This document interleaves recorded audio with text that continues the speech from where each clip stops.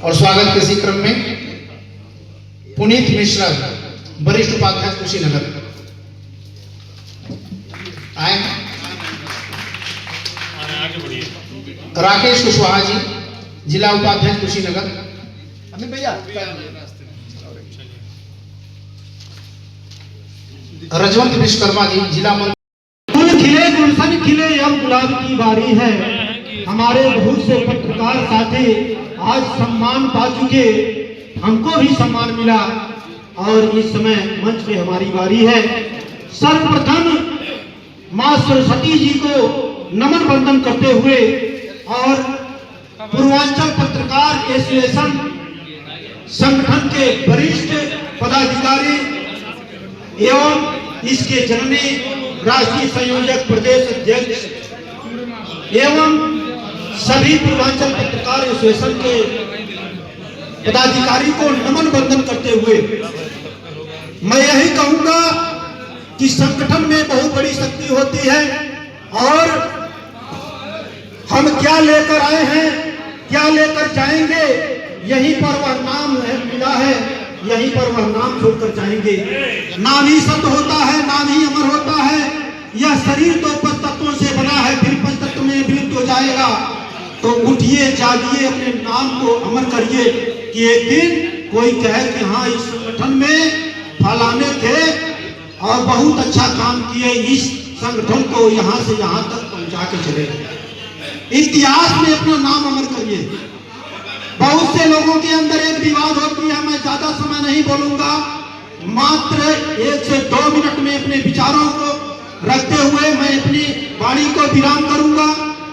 और संगठन में कैसे शक्ति लाया जाए, बहुत से लोगों के अंदर यह भावना रहती है कि मैं इस समाचार पत्र का हूं तो मैं बड़ा हूं, ये छोटे समाचार पत्र के हैं तो ये छोटे हैं, ये बड़े हैं और छोटे हैं, यही भेदभाव सबके अंदर बन जाती है।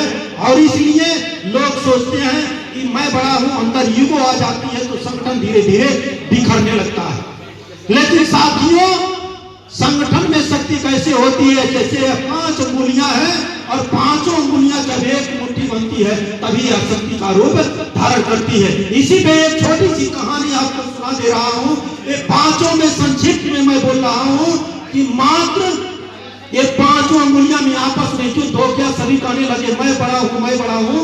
ये कोर्ट में मामला पहुंच गया, हमारे संयोजक वकील साहब हैं।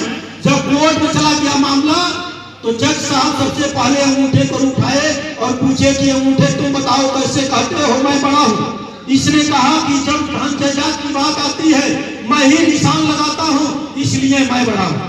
कहे ठीक है तुम बैठ जाओ।